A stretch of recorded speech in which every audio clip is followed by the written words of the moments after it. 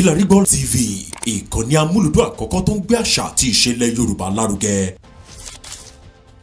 Ọ̀mọ̀wé Abíọ́lá Akínyẹ̀dé Afọlábí, èyí ni ọjọ́ àṣeyẹ 77 years of the celebration of human rights.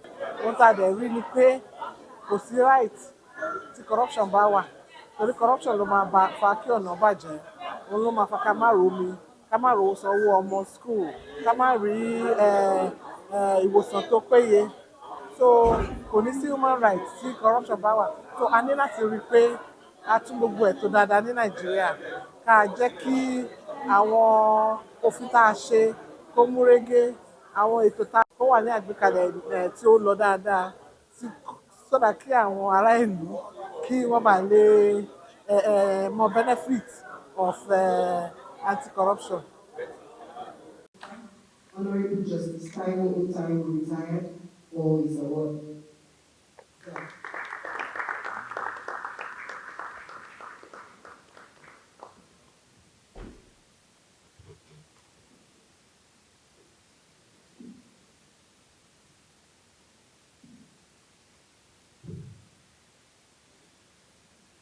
My Lord Justice, it gives me great pleasure to make this presentation to you.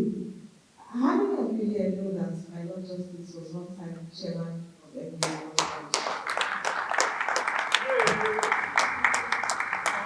So he's an epitome of an all-rounder. So he's a barman. He's still a barman. He's still a barman. Beyond being a barman, was an astute legal practitioner and got elevated to the bench. So let's take this back. A barman at the level of the branch, he served as secretary, chairman, and a barman at the national level, served as vice president. So nothing gets more all-round than this. And he's still actively involved, even after being retired but not tired, and ever so tireless in shouting the cause of human rights and trying to push for promotion of the rule of law. So my Lord, on behalf of the Executive Committee, the members of the NBA Lagos branch, the Human Rights Committee, to you, Honorable Justice Taiwo Otaiwo, retired, in appreciation of your contribution as a keynote speaker at the 77th anniversary of the International Human Rights Day Conference 2025. Thank you so much, my Lord. Thank you. It gives me a great pleasure to be able to present this award to you. So on behalf of the Nigerian Bar Association, Lagos Traditional Rights Committee, this award of appreciation is presented to you, a constitutional lawyer and human rights activist, in appreciation of your contribution as a speaker at the 77th anniversary of National Human Rights Day holding today. Thank you so much for your contribution.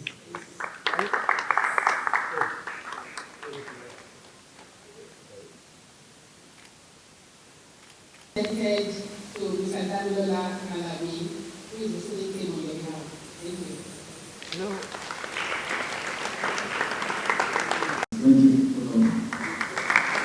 Thank you for coming.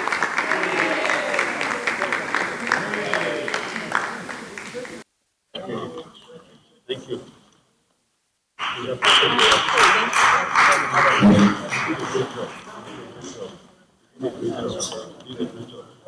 Corruption is not merely a financial crime. It is an affront to human rights. It is a serious force that denies citizens healthcare, education, security, and access to justice. It is the leading cost that prevents a nation brimming with brilliance and resilience from fulfilling its potential.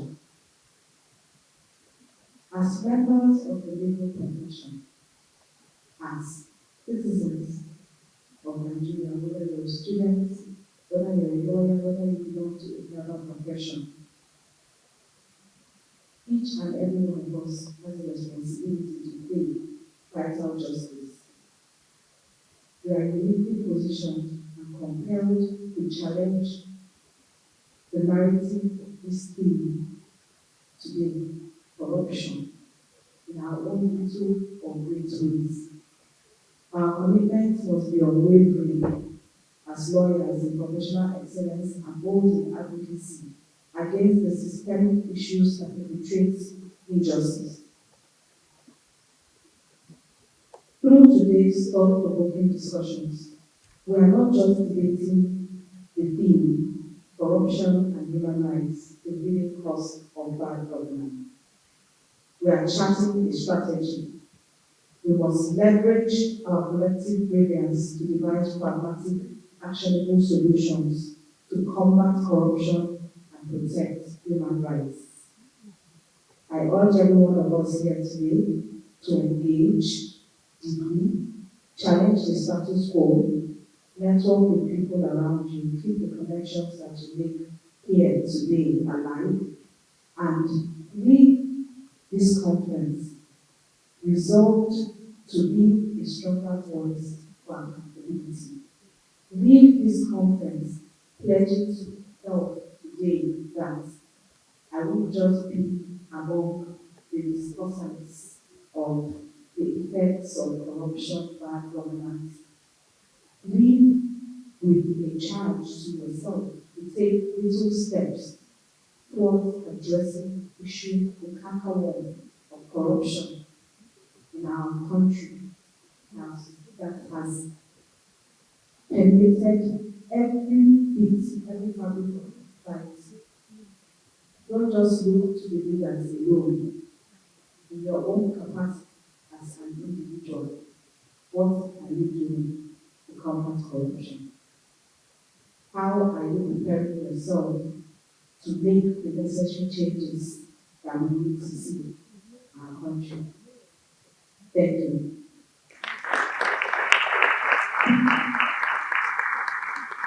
Ẹ̀yin èèyàn wa gbogbo tó ń wò wá ní àkókò yìí, nǹkan tí a jùmọ̀ wá ṣe ń bí lèní ni láti wá sọ̀rọ̀ lórí ẹ̀tọ́ wa gẹ́gẹ́ bí àwọn ọmọ orílẹ̀-èdè Nàìjíríà àti gẹ́gẹ́ bí àwa ènìyàn tí Ọlọ́run dá.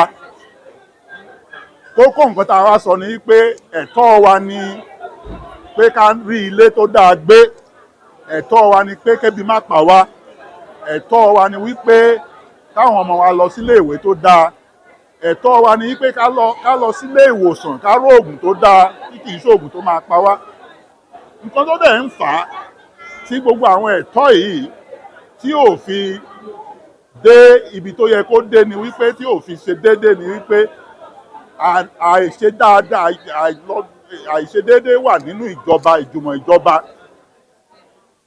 Àìṣedéédéé wà. Torí àìṣedéédéé yìí ni pé nǹkan tí ò jẹ́ kí àwọn ẹ̀tọ́ àwọn ará ìlú kó kángun sí wọn nìyẹn. So nǹkan tá a dẹ̀ rí ni pé láti jẹ́ kí kinní yìí kángun sí àwọn ará ìlú, à ń láti máa sọ̀rọ̀ ká máa béèrè fún àwọn ẹ̀tọ́ wa gẹ́gẹ́ bí àwọn ará ìlú. Ìlú tá a bá sọ̀rọ̀ kò ní í ṣeé ṣe.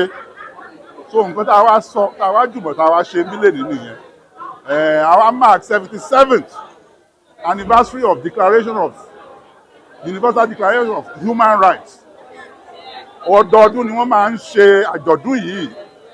Àjọ̀dún wípé ẹ̀tọ́ wa ni ká róúnjẹ jẹ, ẹ̀tọ́ wa ni ká rílé gbé. Nǹkan tá a wá ṣe níbí lè nìyẹn. Ẹ ṣé o. Orúkọ mi ni Professor Adébísí Arẹwà. This Human Rights Champions Award and Human Rights Committee to Mr. Imaginity for your support. Thank you.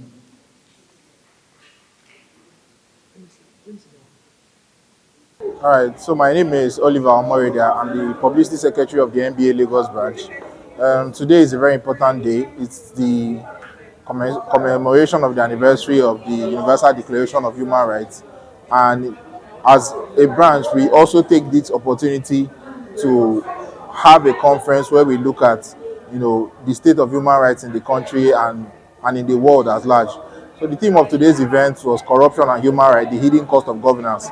And we tried to, as best as we could, dissect the issues around corruption and its impact on human rights protection in Nigeria. We are at a very fragile stage in our democracy, and even as a nation, because we have been going through a lot, to put it mildly. But today we called important stakeholders in the justice system. Let us interrogate the reasons for the issues that we are having and how corruption has been a factor. It has been a very interesting engagement, and we've been able to take away points that would even help us with more stakeholder engagements in how we can, bring assistance to the justice sector, to the human rights sector, and to help Nigerians and our citizens live a better life and more protected life as human beings, and in a system where our laws are able to safeguard their rights.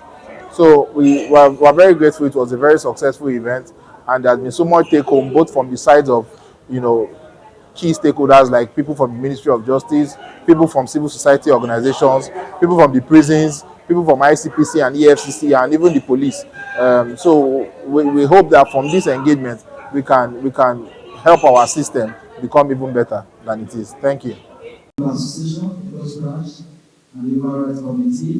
We want to present the Human Rights Champions Award to Minister Oliver for your substantial contribution to the process. Thank you.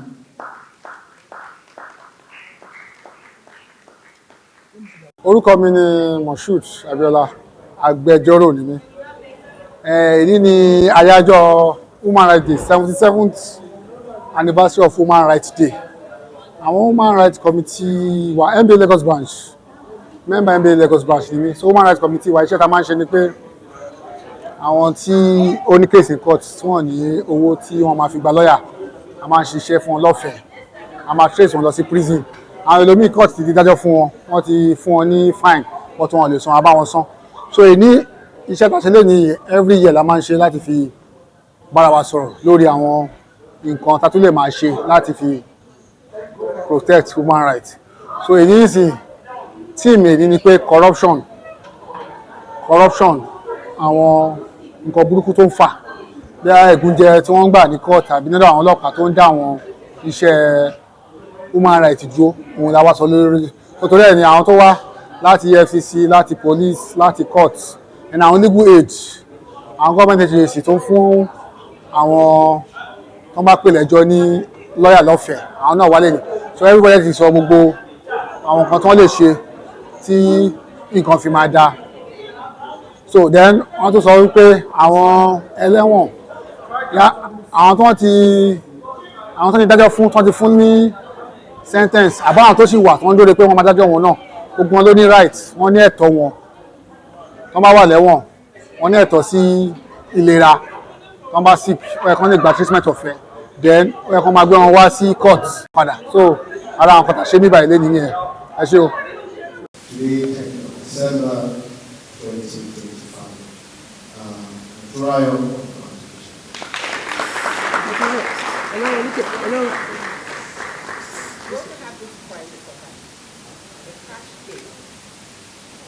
Okay, so that's sort of trial. Okay, that's all. For your industry, you also get to go home with an additional 50,000 naira cash for not to lose the whole day.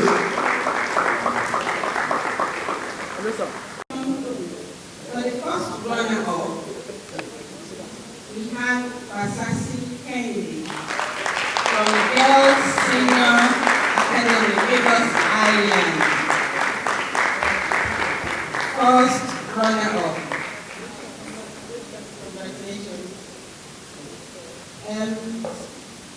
This sponsor is Mr. Moshood Abiola.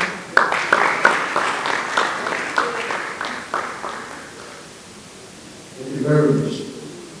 Assassinate this award for the Human Rights Research Award presented to you by the Nigerian Bar Association Human Rights Committee as the first rollout of the maiden edition of the Human Rights Essay Competition on the topic, Why Rule of Law Matters in Protecting the Rights of Every Child.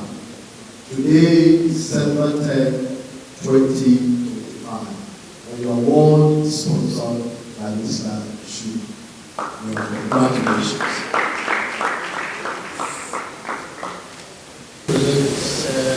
Like I said, the encouraging future of the government, we don't want to compromise the future of the future of the protection, and I better to prevent this from this country.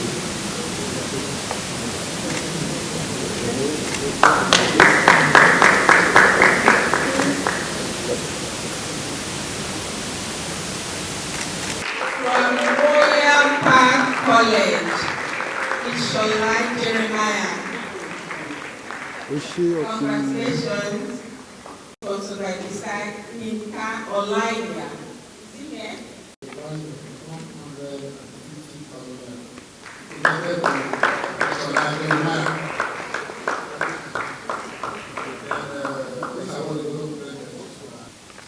Thank you very much. On behalf of Nigerian Bar Association, Human Rights Committee, I'm presenting this award to you, Human Rights Research Award to you. Congratulations for your diligence. We also present a check of 100,000 naira to you. Congratulations.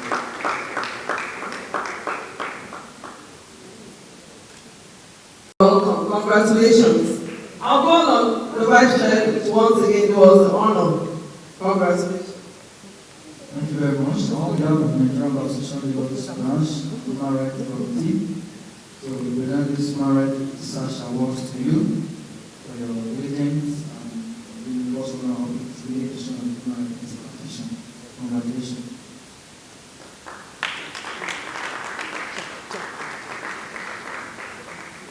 In addition, we have this check of 150,000 naira to you. Where you have the legal area for 1 year. I'm Obiakwechisom Joseph. I'm from category B. I'm from category B. We thank God for the win. It's a win-win situation. I want to thank the sponsors of this very great event, the Nigerian Bar Association, the Human Rights Committee. This is a dream come true, and it's an avenue for the young ones to grow. Yes, I come from the East. I school in the East. Yes, but it's unbelievable that we made it this far. Yes, I actually lost hope some time within preparation, but we thank God we made it. Thank you for this opportunity. The younger ones can also benefit and as well learn, because this was an opportunity for me to learn new things while getting prepared for this essay. Thank you very much. Category. It's not easy to write an essay, is it? So I want you to clap so well as I welcome Isa Ibrahim Olaoluwa as a winner for the category B from Olabisi Onabanjo University, sponsored by Ademola Sholake Olawale. Once again, I call on our Vice Chair to make this presentation to the winner. Congratulations, we are proud of you. You, as the winner of the maiden edition of the Human Rights Essay Competition, topic, social media's role in human rights advocacy, catalyst for change or instrument of harm. The order of Nigerian Bar Association Lagos Branch Human Rights Committee present this Human Rights Research Award to you, Mr. Ibrahim Olaoluwa. Congratulations for your achievements.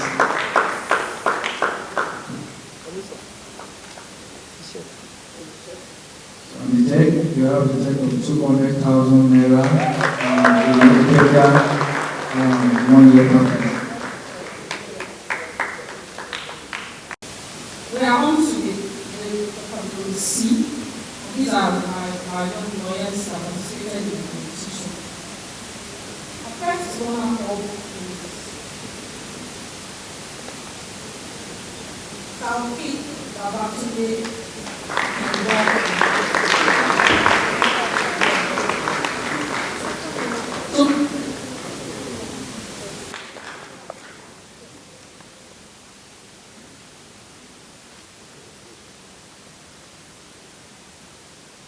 Congratulations to Taofeek Babatunde. I have the privilege of presenting this award on behalf of the Nigerian Bar Association Branch Human Rights Committee. And the award is the Human Rights Research Award. To you, Babatunde, as the first runner of the maiden edition of this essay competition on the topic Transitional Justice and Human Rights, the role of lawyers in promoting accountability and reconciliation. Today, December 10 to 2025. Mr. Kibo, congratulations. Paper, you instructed. Deborah, I am privileged to present this Human Rights Research Award to you on behalf of the Nigerian Bar Association Human Rights Research Award. To you as the second runner of its maiden edition on the topic Transitional Justice and Human Rights, the role of lawyers in promoting accountability and reconciliation. Deborah, congratulations.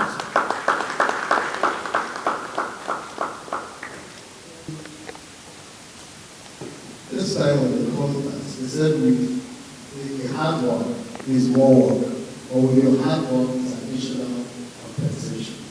I'm privileged of also attaining to your award cash gifts of the sum of 100,000 naira.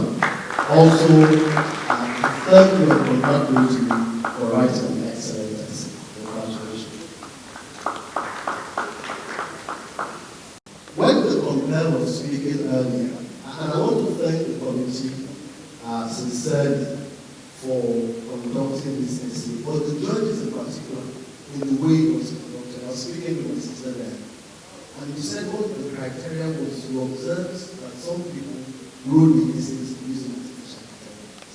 It's quite common now. And what we're seeing is that artificial intelligence is improving the ability to use it. And so for these ones who have written these essays and have come up with this excellent work, I think we also congratulate them. So, I have the privilege on behalf of the Human Rights Committee of the Nigerian Bar Association Lagos Branch to present to you this Human Rights Research Award as the winner. Please give her a round. Please give her a round.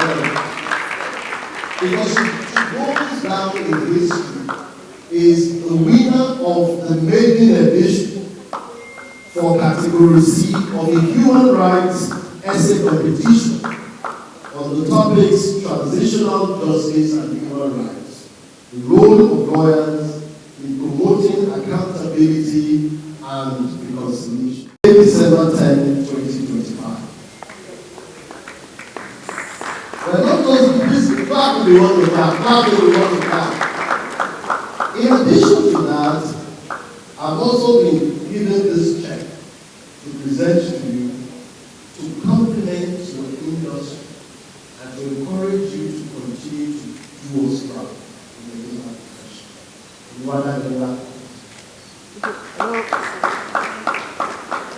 Orúkọ mi ni Olúwadámilọ́lá Ọmọtọ́ṣọ̀. Mo fẹ́ fi àsìkò yìí, mo fẹ́ fi dúpẹ́ lọ́wọ́ Nigerian Bar Association Lagos Branch Human Rights Committee tó ń ṣe gbogbo event yìí lónìí. Mo dúpẹ́ lọ́wọ́ wọn as the winner of the Young Lawyers category. It's been a pleasure. Ó jẹ́ ayọ̀ mi púpọ̀ láti jẹ́ ẹni tó gbégbá orókè nínú ìdíje essay competition yìí. Mo dúpẹ́, mo dẹ̀ gbàdúrà pé ọwọ́ wọn á máa ròkè. Mo dẹ̀ fẹ́ fi àsìkò yìí, mo fẹ́ fi rọ àwọn ọ̀dọ́, àwọn ọ̀dọ́ tán wà nígboro, àwọn ọ̀dọ́ tán wà níta, àwọn ọ̀dọ́, àwọn akẹgbẹ́ mi pé iṣẹ́ takuntakun ó ṣì lérè. Iṣẹ́ takuntakun ó ṣì lérè. We should keep strive to do hard work because hard work still has reward. Thank you so much. And I want to stand on the existing protocol already put together by the MC, put together a few. I'm not a protocol person. Professor Adewa, welcome. Dr. Walsh to establish on Nigeria. Welcome. My brother, the speaker, TNTA, Professor TNTA Wright, welcome. All I recognize the prison authorities, right? Other stakeholders, this climate. I don't have time, not a musician, not a dancer, just a speaker. If I'm overshooting my time, please kindly send me a note, don't talk. Don't switch off my mind. By letter dated the 22nd of October 2025, signed jointly and severally by the chairman of the branch, my dear friend and chairman, Uchenna Ogunedo Akibade Esquire, James Chode Esquire, and the vice chairman of the branch, who, by convention, doubles as the chairman, Human Rights Committee, and Wale Francois Esquire, the chairman planning subcommittee, International Human Rights Day Conference 2025. I was invited to deliver this paper as a keynote speaker at this year's International Human Rights Day Conference. I'm very grateful for this invitation this morning, which I did not take for granted, given the fact that I'm very passionate about human rights, not only as a lawyer who practiced for many years across all the courts in many jurisdictions, but as someone dealt with human rights cases as a judge of the Federal High Court, who I retired in 2022. I must confess that my retirement has not slowed me down in following human rights issues all over the world and in our country, especially in Gaza, West Bank, Lebanon, Israel, Venezuela, and other countries. Even in the United States of America, these days, we have issues of human rights. Even in the country we used to come to as the basis of human rights all over the world. I followed up on human rights activities of the branch, and I must confess that I am impressed that the tradition of the branch as a whole against human rights abuses is being kept alive. Thank you, my chairman, the members of the ESCO, of the branch, and all the civil members of the branch for keeping in touch with me. I was one chairman, second vice chairman, and secretary of the previous branch, from where I became the second vice president and Nigerian Association. In the course of my activities when I was in 1940s, and as a barman to the core, nothing has changed, and nothing will change, because inside of me, boldly, the activity of many refined crusaders for human rights who are very highly committed, no matter the type of incentive or bait that put in front of them to entice them in order to make them forget that lawyers live for the people, fight for the people, and speak out against injustice in the society in any ramification. Offers of money or position did not silence them. They spoke with conviction and did not dance to the music people play by and quote any government in power They did not behave like the chameleon that changes color, nor like the ostrich that buries its head in the sand. I remember with nostalgia people like Friday say, Commissioner of Esquire, Allow Akabat of Esquire, Dr. Bala Usman, April and Sopoti, Anthony Gomez, Matter of Conscience, Pat Abraham Adesoya, Pat Adebanyo, all of Blessed and Church Memory, and a host of others. I've carefully avoided naming persons who are still with us, because who knows tomorrow they may be asked to, I quote, come and talk, and thereby leave the trenches. Many abandon the people after eating and belonging, after their stomach has been adequately infrastructured. They no longer identify with the masses and champion the cause of human rights, because they too have arrived. Very accurately, that we still have with us sincere crusaders for ensuring that the rights of men and women are protected and continue to be put to put the government its tools.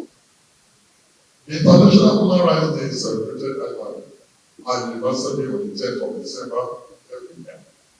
Last year was another one. Thank God I was here. The grace of God, I'm here this year.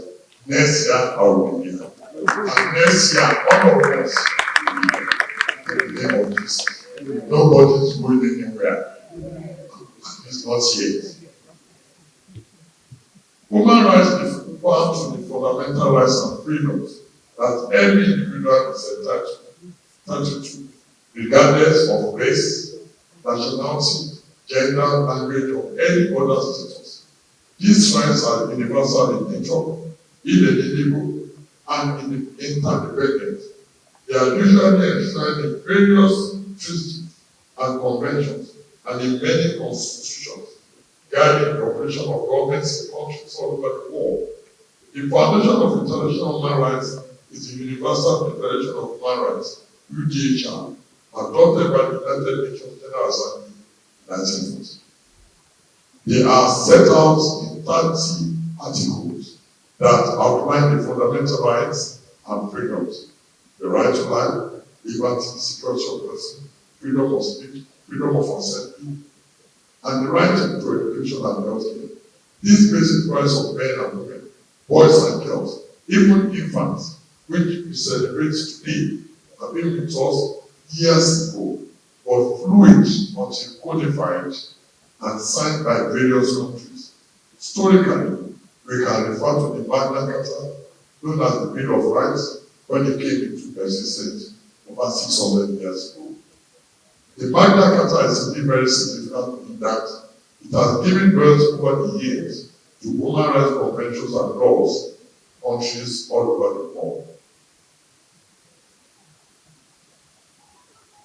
The theme of this paper has been stated above, and I'm sure we are all aware of it. But then there's no denying that today the topic is very harsh. When we consider what goes on in our country, especially between the governments, state or federal, and the government, this topic is very critical. Let me sound this note. I am not a politician. And so far, I'm not a card-carrying member of any political party. However, I have the right to look at what goes on in the country and offer my opinion or criticize same in line with what I see, hear, or read. I'm always very skeptical of government or appraisal of government by certain persons if their views are self-serving or tailored to support or derive the government. But then, I will fail as a citizen who lived in the 60s, 70s, 80s, and 90s. If I cannot be truthful to myself, then there was accountability, transparency, orderliness in the country. I remember with nostalgia that the people had the say in the way you are governed. There were tenders boards in the state and at the center. Tender boards are committees of bodies solely responsible for managing procurement process in government agencies and organizations. They make sure that the tendering process is fair, transparent, and compliant with the regulations. The aim of this board is actually to prevent corruption and ensure value for money, public procurement. They manage government contracts and projects after advertising tenders, evaluating bids, awarding contracts, and ensuring contract compliance. We will still have these boards in place, or we have caricatures of them acting after receiving instructions from whoever or who should be awarded the contract without going through the process that ensures transparency. What is more worrisome is the behaviors of government officials after taking the reins of government.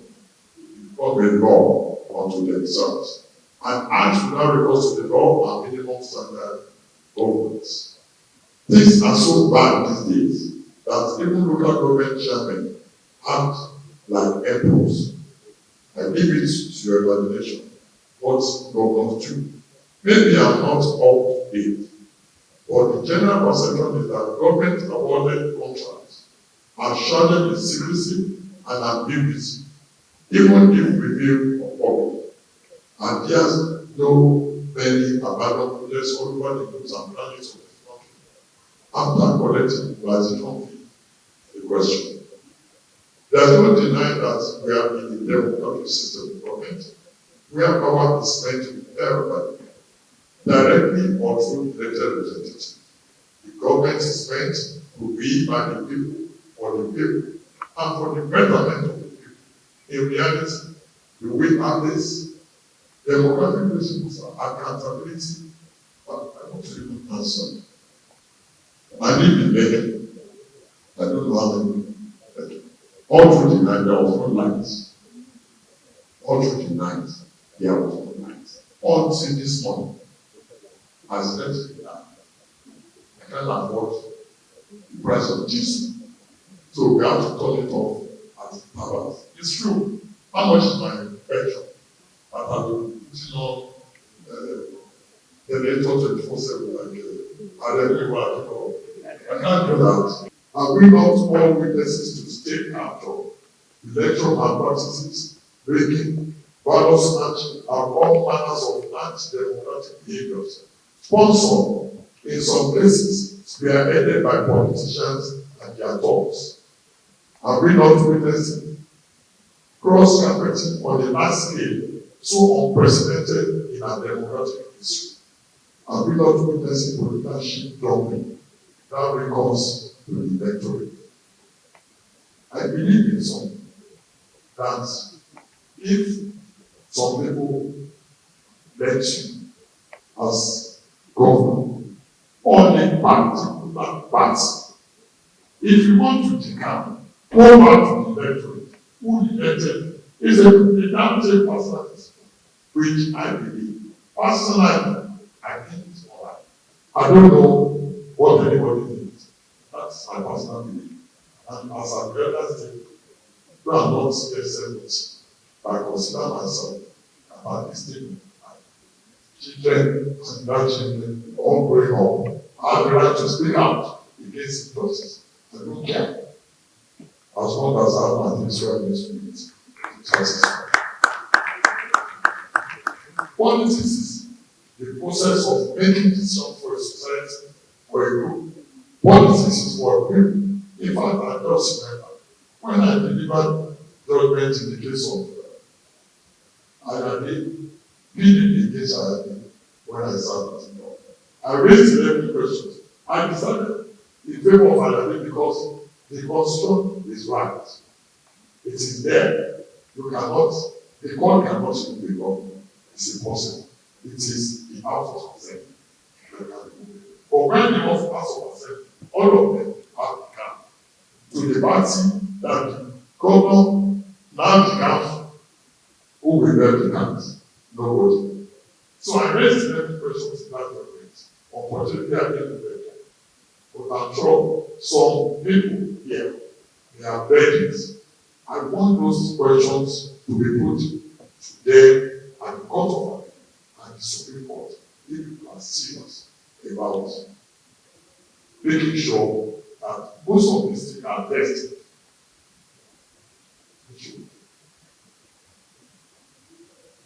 I said again, there are many far-reaching and multifaceted issues affecting our society today, whether we are sincere or not. There is poverty and inequality. Many Nigerians live below the poverty line, with skyrocketing food inflation affecting the greater number of poor people. I'm sure many of us have gone on this street. If I show you how many messages I receive, give me 2,000, give me 5,000, they don't know. But it's so alarming these days how much poverty is all over the country. But I still hope that with the new defense minister, all the farmers will go back to their land in peace and be able to grow food to feed the nation. There's unemployment and underemployment. There's insecurity and conflict here and there. Insurgency, banditry, formal, party is prevailing. So, kidnappings and communal violence which disrupt agriculture, trade, and ultimately investment. There's no denying that corruption, poor public service delivery, and defense service does not aid development. There are many infrastructural gaps like inadequate electricity, transportation problems, and many logistic issues, hindering market integration and productivity. Natural disasters like climate change, which impacts flooding, desertification, and loss of marine life in an atmosphere of insecurity and violence. Under these social issues are also human rights abuses, tribalism, ethnicity, and anti-violent gangs, violent gangs who operate without checks. I love nationally. Nigeria, oh, tribe and tongue may be far in. That's right, the 9 times. Look at our society today. Do we really love each other? Are our leaders working towards us loving one another? No. Well, the answer is best to everybody. There's a link, most unfortunately, between corruption and politics. The link, most unfortunately, to is symbiotic. It seems that there's an umbilical cord tying the two together. Corruption, no doubt, has a tremendous influence in our political system, especially in the type of democracy practice here. Our brand of democracy ought to be subjected to a case study on its own. This is also because it does not align with the democracy that I know and which many of us must have been taught in our secondary school days. Let me pose this question. How do politicians form campaigns? Do they likely use their personal? Don't they use bribes and embezzle funds for the campaigns? Your guess is as good as mine. Is there transparency in the appointment of public officials, especially to market sectors of our social, economic, political, and social institutions? How are personal assistants, senior personal assistants, and all manners of people who are inessential but constitute a drain in spending of government appointments? Are we going to keep on pretending that politics is not being used to shield corrupt individuals from prosecution? Is politics not responsible for the spoken words like I quote, come and talk? Your sins are forgiven if you join us, etc., etc. I want answers to these questions because we all need answers. I've noted it above that this topic is very critical. This is because corruption and human rights abuses go hand in hand. They no doubt have a positive effect on society. Sometimes people are together like this. I pointed out to one of my on human rights crusade, I said nepotism is a form of corruption. He said, she, the person is me. She decided for me. And now later discovered that one of our children is a special assistant to one of the students. That's what I discovered. So, wherein lies freedom, wherein lies giving people, young people, who are not connected, level playing field. I will not beg for my children for anything. I achieve what I achieve on my own. They will achieve on their own by the grace of God. I don't have to push them. When you put your children aside, you push them into the mouth of the lion. That's what most people don't know. You push them recklessly, and they act recklessly. If all commit to doing what is right in our respective spheres of influence, end of things. The board also stops at the table of all governors as chief executive officers of their states to support the president in ensuring security of life in their respective states. Without their cooperation and the cooperation of all responsibilities, insecurity cannot be adequately and sincerely tackled. Democracy is not now the best system of government because power is served by the people and politics is for the people and about the people for good governance and provision of life, good life. For us to end what is fast becoming a culture of impunity, where corruption, abuse of human rights, and bad governance thrives, let us embrace free and fair elections, rule of law, real and robust separation of powers, and freedom of expression and assembly. The politicians must respect the wishes of the people. When you are voted for on that canopy, I don't want to use umbrella because it's a symbol of all the parties in the country. Is it not better to go back to the electorate and let them to seek their consent before they can join the winning team or the background? Politics, through the vehicle of democracy, should not be treated as anything goes. There must be a stop to madness, as they say. We know that politics involves conflicts, negotiations, and compromises. However, politics must be played to better the lives of the people.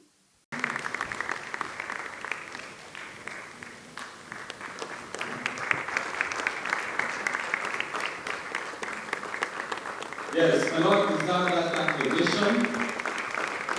Let it keep rolling. Thank you so much. Hello.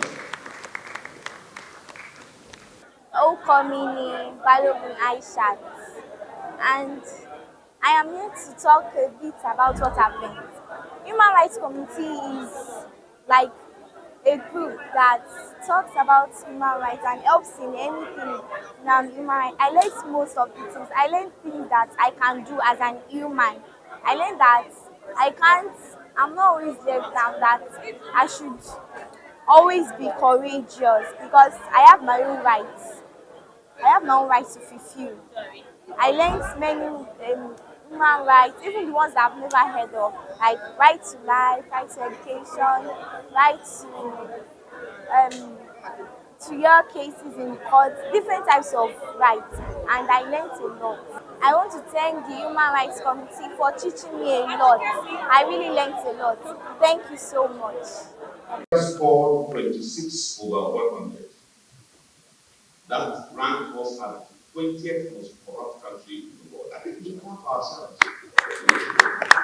I have a reason for saying that because I was in this country when General Olusegun Obasanjo, as then was Chief Obasanjo. In 2001, our country was the second most corrupt country in the entire world. No mention of progress on that. You know that. Come on.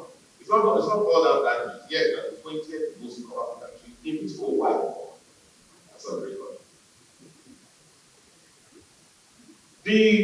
This marks only a marginal improvement from 2023 because we were one second most corrupt country in the world. I thought that happened about. The subject of corruption continues to define us. It defines and undermines the Nigerian state and its hidden but highly devastating cost to human rights can no longer be ignored. It derogates from human rights contained in the following laws. And I say this with regards to the respected senior of Nigeria and his not here present, for us to emphasize the fact that human rights are a matter of law, not a matter of projection. I carefully not mentioned the Universal Declaration of Human Rights of 1948, which we are celebrating today, but because it mainly prescribes the standards of human rights. But let's talk law. Law, chapter 4 of the 1999 Constitution, from section 33 to section 44 specifically, all define the rights that are called fundamental in Nigeria. Fundamental in the sense that they are equal with the very existence of this country. They are very important. If there is Nigeria, those rights, and take both of them from section 33 to section 44. Talks about right to life, right to dignity of the human person, right to liberty, right to fair hearing, right to privacy of the family life, right to freedom of religion, thought, and conscience, right to freedom from discrimination, right to freedom of movement, and right to freedom to own property, right to confiscate whether property is taken for public use. Fundamental rights. A great country that we have, it guarantees those rights. The second is the African Charter on Human and People's Rights. It's a law because in 1981, our country was the first to ratify by then National Assembly in Lagos. They made it the Nigerian law. And then finally, two new laws. I refer to them as the International Covenant on Civil and Political Rights and the International Covenant on Economic, Social, and Cultural Rights, which are the rights I promote. I am going to be very fast. But how do I get so fast and miss talking about this? That these 5 instruments, which are legally enforceable in Nigeria, provide this right, apart from the ones I've mentioned. Have rights to freedom, right to peaceful assembly, I didn't mention that, an association. Right to acquire and own immovable property. Right to free legal aid. Right to equality under the law. Right to equal protection under the law. Maybe you should know that we also have a right to security, which is a human right. We also have rights, which is a human right, for your cases to be heard in court. Right to appeal decisions of court. Right to asylum. Right to freedom from mass expulsion. You can't just carry a group of persons as you're taking them anywhere. These rights are called human rights because they are fundamental, they are inalienable, meaning that they cannot be taken. Neither can they be taken. They are not given. The very fact that you are a human being, you have these rights. There are some interesting rights. I'll close the list. Right to peace, right to work, right to social security, right to economic, individual and economic development, right to adequate standard of living. Take note of that. One or other that's a right, that's a human right. Right to adequate housing. They said the other day that if Nigeria is in deficit of 17.5 million, I'll close by telling you the solution. Right to higher standard of attainable health. Right to a very important one, adequate food. Right to water and sanitation, and right to family life. The Nigerian state has repeatedly breached its national and international human rights obligation by failing to ensure their boldly said rights are guaranteed to Nigerian citizens in a reasonable manner within the resources available to this country since independence in 1960. This failure to enjoy all of these many rights, which I typified in my book, 40 Impossible Rights, you may may not be able to see that, so I'm sorry. Corruption is fundamentally a human rights issue. It determines whether citizens live or die in custody. It determines whether children have schools with teachers that have books, and it also determines whether hospitals have drugs and whether democracy ever functions. Corruption, very dangerous.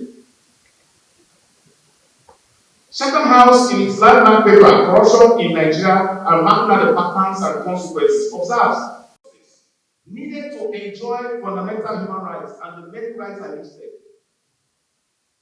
According to World Bank sources, including its publication, following a petroleum revenue management workshop in March 2004, Nigeria generated an estimated $300 billion in oil revenue between the end of the Civil War, that is 1970, and 1998, before the advent of the current democratic dispensation. $300 billion, not 300 billion naira. From 1999 to 2003, according to the Nigerian Extractive Industries Transparency Initiative 90, this is Nigerian government agency, reported that Nigeria generated a total of $831.1 billion. Think about it. Before 1999, we generated $300 billion. Between 1999 to 2004, we generated 2003, we generated $831 billion. If you add them together, we have $1.1 trillion plus dollars. Please take note of this. 1 trillion means 1,000 billion. If you count 1 billion, and it's not 1 billion naira, it's $1 billion. Why should Nigeria go to bed? Now, I'll close by asking us to think of the opportunity cost of 1.1 trillion. Because we're talking about corruption and increasing cost of bad governance, and with regards to its impact on human rights. If you think that the right to housing, the right to food, the right to health, the right to adequate standard of living are all human rights that you are being deprived of, think again that your country since 1970 has generated 1.1, in fact, add the half of 2004, it means it has generated actually $1.2 trillion. At least 12, we're talking about $1,200 billion. That's the regular country. The opportunity cost is this: to provide power for this country 24/7 for every home in this country, you only need $200 billion. Yet you have $1.2 trillion. To provide transportation, the best the world can offer now that compares with what you have in China, with expressways, national rails linking every major city in this country, with all the ports working and all the airports ranking with some of the rankings of the best in the world, you only need $250 billion. Mind you, you have $1,200 billion. I'll close by referring to three other aspects. Let's talk about education. The respected University of God. The respected Lordship said we are not enjoying Nigeria. It's true. To provide free education for every Nigerian to secondary school level and to have some of the best universities in the world in Nigeria, you only require $300 billion. For housing, you only need $200 billion out of the 1,200 billion. It is a state-enabled a direct and measurable attack on human rights. The statistics I read above show a nation where corruption is not simply bad governance, it is a state-enabled and direct attack on human rights. The statistics show institutions that are meant to protect people are the ones who violate the rights due to corruption. I have prayed and I asked that the legal profession has an immense role to play by saying that we should demand more institutional integrity, increase public interest implication, professional accountability, and finally, well, professional accountability. The bar must confront corruption within legal practice to end or reduce instances of bribery, case fixing cases like when they fix matches in the what do you call it, and political conduct. We must push for reforms like greater judicial independence and the establishment of state police. I cannot thank you enough. I wish I had more time, but I believe that with what we've got, we know that corruption is an existential problem. And if we don't deal with it, if we take away our human rights, if we take away our life, thank you very much, and God bless you.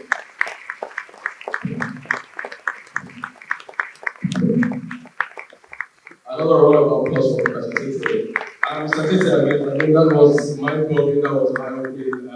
What more can we say? Thank you so much. I would like to move to the next item on the agenda. Talk about Mr. Tete's presentation. I mean, we'd like to have your insight. Give us an insight to what you think, sir. Thank you so much, Mr. Moderator. First of all, I would like to tweak the theme a little bit. Corruption and human rights, the old bills and their cost of bad governance. Yes, that's the first thing. And I must say that Mr. Tete's intervention was very, in terms of detail, very accurate. He succinctly portrayed a great disconnect between Nigeria's stupendous oil resources and the pervasive, excruciating poverty that characterizes Nigeria. Of course, the statistics you read out, I'm very familiar with them. By the mid-90s, like you correctly say, Nigeria earned cumulatively $350 billion. And of course, in the next couple of years, there was a spike that about 800, like you said. But in spite of all this, billions were generated. From oil, the bounty of nature, poverty is the very essence of daily existence. The Honorable Justice Taiwo also welcome is certainly darkness. So what corruption does is to pervert the process of governance in every ramification. They're not going to have a point of departure, from the regular discussion. I'm going to also dwell on corruption in the private sector. Because you see, when a market, and when I use the word market, I'm also using it actually as a state, a nation state, or a nation state economy. So a market and a nation, depending on what you want to do. When asymmetry, political asymmetry, characterizes the market, functions and processes are not transparent. There is so much opacity. The internal governance of companies quoted in the Nigerian stock exchange is not transparent. And that's the recipe for market failure. Now there is a reciprocal relationship between market failure and state failure. The symptoms we have here in Nigeria underscore state failure. And both are mutually reinforcing. So democracy, rule of law, governance, bad governance, or good governance, human rights, these are all mutually reinforcing categories. So what am I saying? When corruption pervades the state structure, it affects both the quality, that is the standard, and a quantum of social goods and services that, appertains to the citizenry. And that is why, in spite of all this financial receipts, just from one source, oil. Now, I can't say without fear of contradiction that the tariffs received at the Nigerian port, Apapa port alone, is sufficient to underwrite the Nigerian poverty. It is sufficient to underwrite the Nigerian poverty. So forget about the bounty of money for oil. Not to talk of gold. We have abundance of gold in my village. I'm from Osun State, Elisha. So Nigeria is crawling with resources. But you see, most of these resources end up in privy purses of politicians, of technocrats, and the technical word is actually systemic official corruption. It is systemic because you can't see it, it's not clear. Now, they have all sorts of justification for movement of funds, and usually in bogus projects, 25-kilometer roads, they roll out drums, the governor will be there on hand, the president will be there on hand, to commission a 25-kilometer road that will be washed away, when the next rain comes. In 2012, I was in Dubai. I was invited as a resource person to teach good governance. And we had a speech from different countries. I stepped out in the morning to get to the Sheraton Hotel, where the venue of the training. And I stood on the side waiting for my party. And my attention was riveted to the quality of the asphalt road. I stood. It was about 4 feet in diameter. And the color was as dark, and as rich as mountain magma. For some of you who are very familiar with the graphic time. Now I was telling myself, where will this road unravel? It's so solid. And so I made up my mind. I was going to set aside all the written notes I prepared, and I was going to speak from the mind. For patience was there. When this gentleman did his memoir, Lee Kuan Yew, he said, Nigerian leaders take decisions for the wrong reasons. That many of them we were classmates with them in England. They were classmates. The second DG of my institute was right in the same class, Professor Ajomo, with Lee Kuan Yew, the founder of Singapore. Singapore is one of the 7 wonders of the world. So, how did we get it wrong? He said Nigerian leaders, the pioneers, took decisions for the wrong reasons. So, decisions are taken for the wrong reasons. And so, what outcomes do you have? Bad governance, and this impinges on human rights. Now, human rights encodes the material content of our existence. Health, education, these are social goods and services that the government has a duty to provide. It's part of the social compact it has with the people. Governance is like a contract between the people and the government. So thank you so much. Thank you so much, Prof. Resounding applause for Paul. We do appreciate it. I know that everyone here, based upon your intervention, everybody's had discussion between our mind, thought provoking. Thank you so much, sir. I'd like to go to Mr. Olumide now. Doctor in waiting, Olumide. Doctor or Mr. Olumide. How best do I address you? Oh, you like Mr. Okay, that's fair. Mr. Olumide, so just like your thoughts, your short intervention, please, you do not sanction if you go beyond 5 minutes. You do that, so. Thank you very much. Yeah. Yes, sir. But that's what I've done ahead of me. I've said it. All of them is not really so we should. In Nigeria, when you find a quiet room or a quiet room and you want to put it forth, all you just need to say is, government, everybody needs to gossip about the government. No, we can all gossip about the government, but see, corruption is not just about public governance, or governance itself. It's not just about government.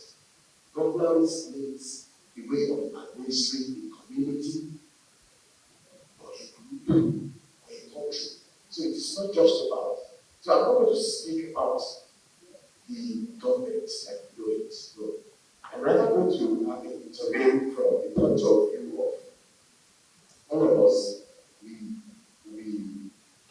play certain role in governance, either in your community, either in your office, either in your company, or in your association. And corruption simply means the abuse of power or position. So if you have a certain position that you abuse, that's corruption. If you have certain power and you abuse, people stop talking about WhatsApp groups. If you are the admin of a certain WhatsApp group and somebody offends you, the next thing is you are pulling the person off. That's some corruption. That's abuse.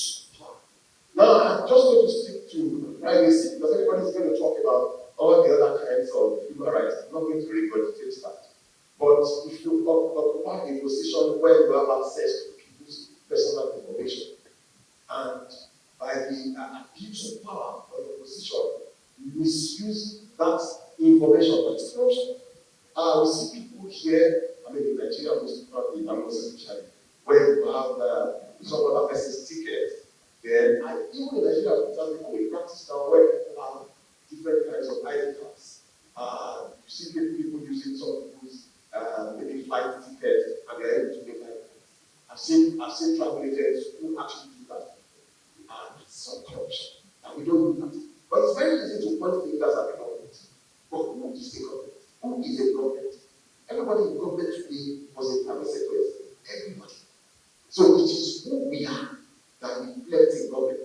So most times it's very easy to talk about government. We are not apt to talk about everything we do government. But we are not complete. Because in every place we find ourselves, there is governance.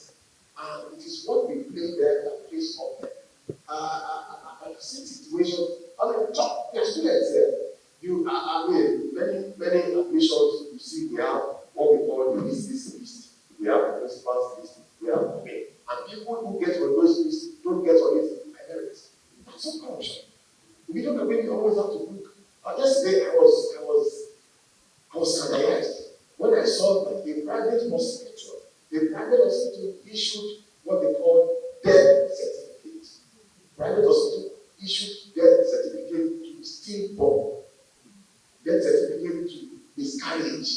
I was scandalized. Somebody who was not born died. That's corruption. Stillborn wasn't born alive. And even on the certificate, they wrote miscarriage. How do you give miscarriage death certificate? Death certificate does not even have the name of the person who died. So it's very, very easy for us to look at. And we see situations where for people who use social media, you see situations where some people have access to other people to do internet of their pictures, or their names, then you go ahead and create another microcosm of the person's social media handle, and you begin to be able to make money. That's corruption. So it is very easy. I'm just going to speak around privacy. That's what we are doing. So it is very easy for us to point fingers at the government. But for us to really deal with this corruption, we need to begin to look at the root. Honestly, the root is not government. The root is people going into government. But we say pastors. So sometimes we see pastors going to politics, and we believe those pastors are going to change the situation. You see professionals going to government, and we think, these things are going to change when they get there. But when they get back, it is comes into government. So we can use the title or the appearance of government, but it is humans that go to government. For me, tackling corruption will always have to start us before we talk about government. warm welcome. Thank you, Mr. Morala. Round of applause. I guess you were really scared, so you have to keep to time. I wasn't going to touch that. I was messing with you. Thank you very much. So we'll take Mr. Adewale again. He's joining us online. Mr. Ajay joining us online. We'll take his thoughts and his intervention right now.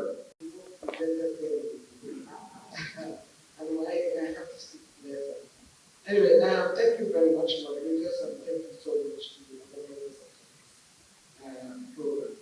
At this point, I think it's important, and I'm also happy because we are quite seeing about more people here today, and that it's something that we're able to get, to be able to do other checks, that it's been around and around here, so that they also understand that the conversation of corruption is just not an adult conversation.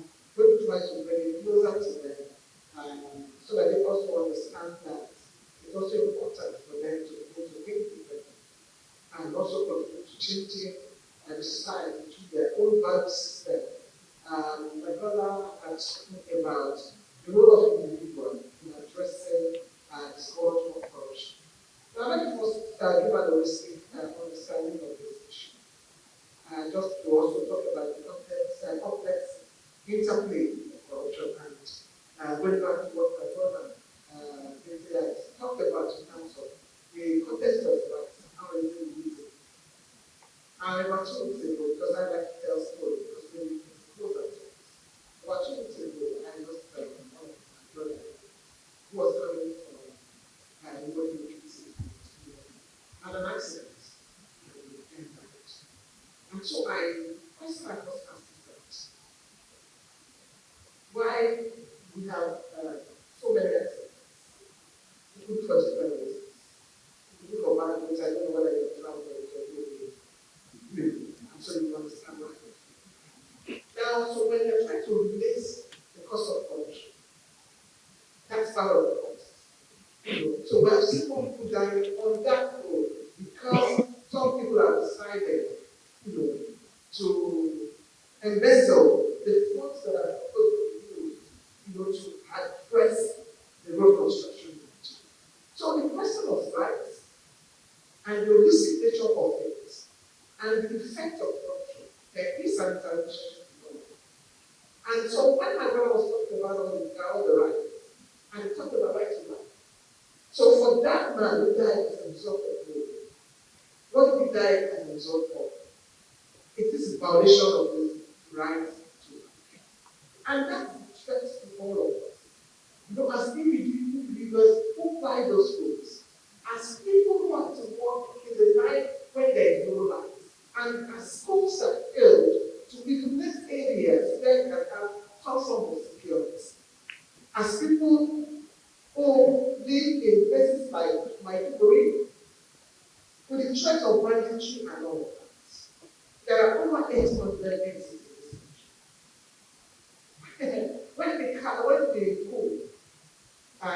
in Benin was the took place, I was at the because it's too close to comfort. It's too close to comfort. If there is a coup in top, it is in Badagry. And so do we have enough security architecture to be able to respond? When you report, you never get evidence.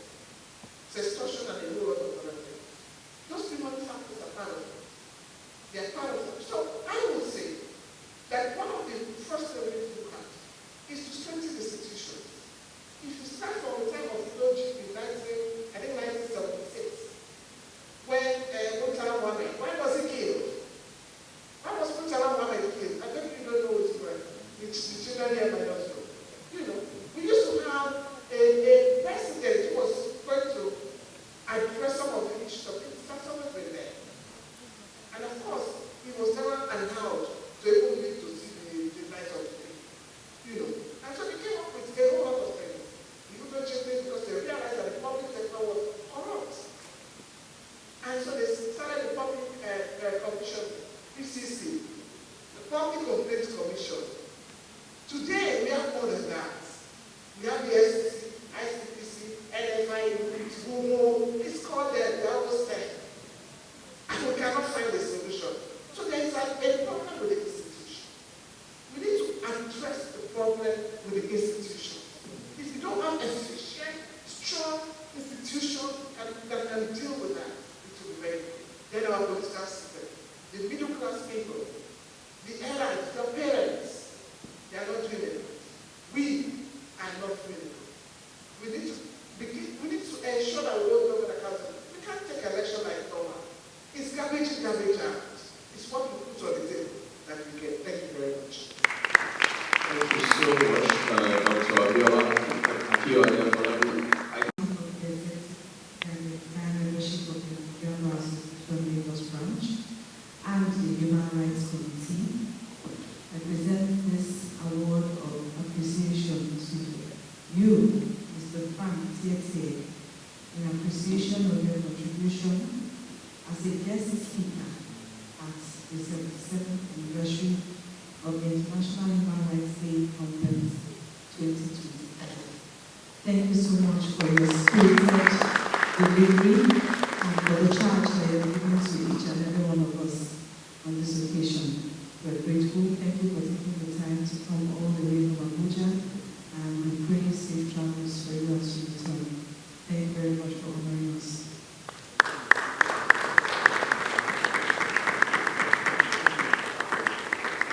Let the other panelists join us for a picture before you. And then our Vice Chair, Mr. Shonde, keynote speaker, Honorable Justice Taiwo, Mrs. Nkoma Jimo. Please join us for a group session.